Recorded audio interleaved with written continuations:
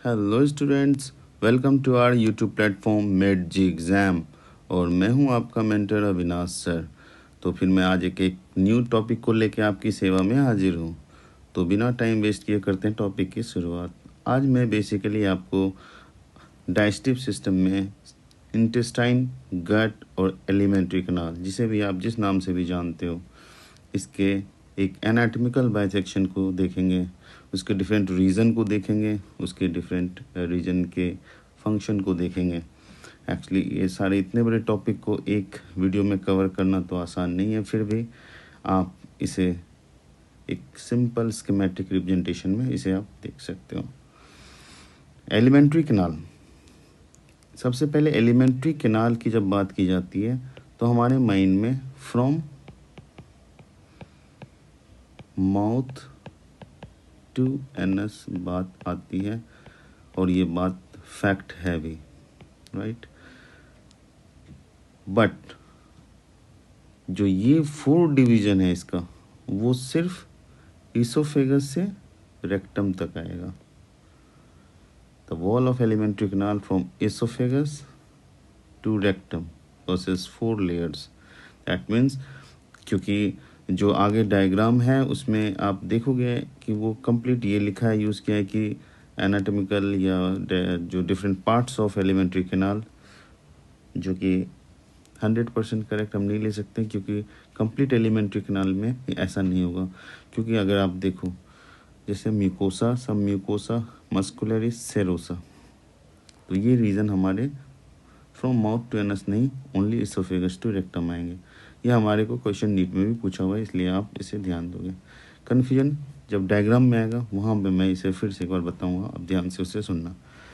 देखो, म्यूकोसा, सब mucosa, muscularis, serosa, ये नॉर्मली हम बोलते हैं, और जब ऐसी बात हम बोलेंगे तो म्यूकोसा इनर लाइनिंग है एंड सेरोसा आउटर।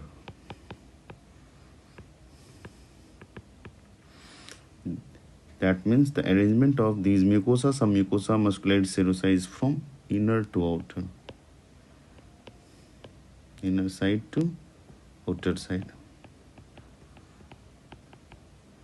जबकि आप इसके एनसीईआरटी में एक्सप्लेनेशन को देखोगे तो वो सेरोसा से लेता है, यानी आउटर टू इनर। तो ऐसा नहीं हो कई बार कि वहाँ पे पूछ रहा है सेरोसा से म्यूकोसा की तरफ और म्यूकोसा से सेरोसा लर्न किया, तो सब कुछ आते हुए रीजन आपका उल्टा हो जाए।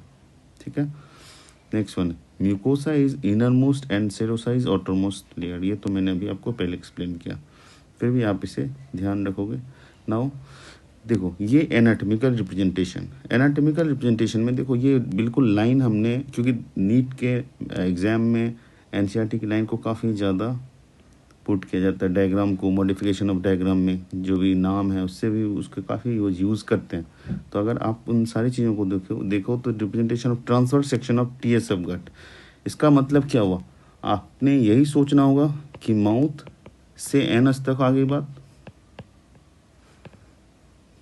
जबकि इसमें माउथ से एसोफेगस, ये एसोफेगस से रेक्टम तक की लाइनिंग में ही ये 4 लेयर आएंगे, यानी माउथ, फेरिंग्स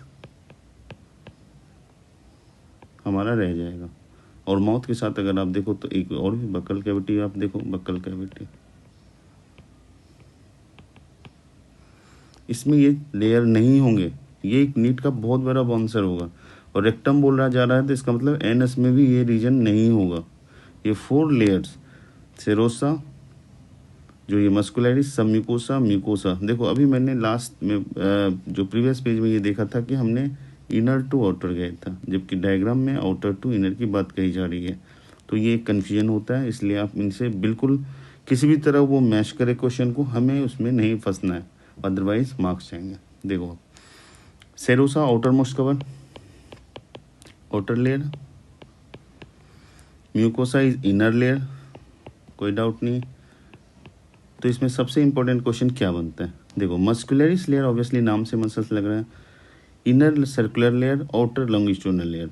जबकि आप इसको डायग्राम के फॉर्मेट में देखो तो आपको लगेगा कि ये सर्कुलर है, जस्ट लिसन टू मी, ये सर्कुलर दिख रहा है, ये सिंपल स्टेट दिख रहा है। लेकिन इसमें ये है कि अगर मान लो आपको एक ऐसी लाइनिंग है और इसका टी एस अब करते हो, जो कि मैंने अभी टी एस यहाँ पर लिख लिया, ट्रांसफर सेक्शन मीन्स आप इसके हॉरिजॉन्टल एक्सिस से कट करोगे तो ये कुछ इस तरह दिखेगा, राइट।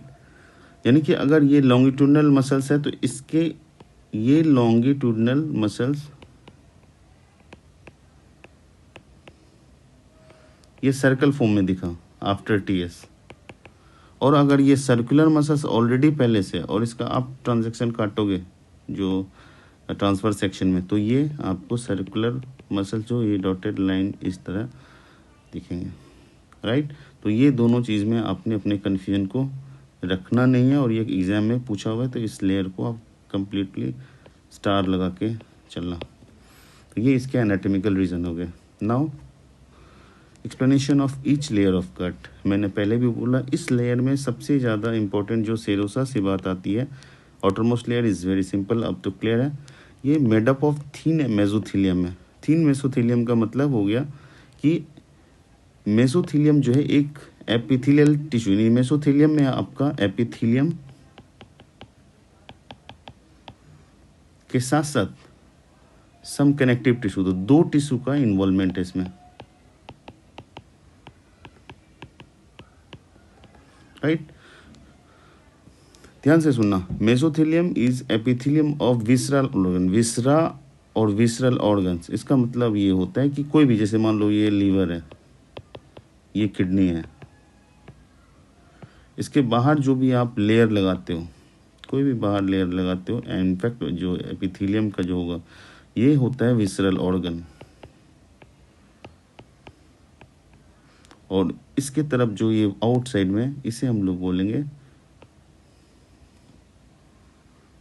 मेसोथीलियम, क्योंकि ये एपिथेलियम ऑफ विसरल ऑर्गन है। क्लियर। तो मेसोथीलियम से एक और कन्फ्यूजन आएगी, आप इसे मेसोडर्म नहीं समझोगे, क्योंकि मेसोडर्म समझोगे तो ये कनेक्टिव टिश्यू हो जाएगा, इसे आप एपिथेलियम ही समझोगे, मीन्स मेसोथीलियम इज एपिथेलियम। और आप ये भी नहीं समझोगे कि only epithelium, means epithelium plus connective tissue, some connective tissue, not many connective tissue या मैक्सिमम। मस्कुलरिस लेयर जो है मसल्स का बना हुआ है, स्मूथ मसल्स है, राइट। ऑब्वियसली स्मूथ है तो हमारे विल पावर पे नहीं है। Usually arrange into inner circular, मैंने भी इसके बात को अभी क्लियर किया कि इनर और आउटर की बात होगी। इनर सर्कुलर है तो ये ऐसे दिखेंगे, और आउटर लॉन्गिट्यूडनल है तो लॉन्गिट्यूडनल वाले को अगर आप काटोगे तो ये ऐसे दिखेंगे, और जो इनर वाले रीजन होंगे, आप पीछे भी डायग्राम में आप देख लो, वो इस तरीके से दिखेंगे। अगर आप बीच बीच में से आप स्प्लिट कर सकते हो तो देखो ऐसे, राइट। यानी इसे आप एक ट्रिक के फॉर्म में देख लो। जैसे मैं बताऊं, जो इनर रीजन है ये circular, outer region longitudinal, right. यानी कि आप C to L जा रहे हो, ये इनर, ये outer, right. Now if my effort is really helpful for you, so please like, share and subscribe। मिलते हैं नेक्स्ट टाइम न्यू टॉपिक के साथ with full of energy। Okay, bye bye future doctor।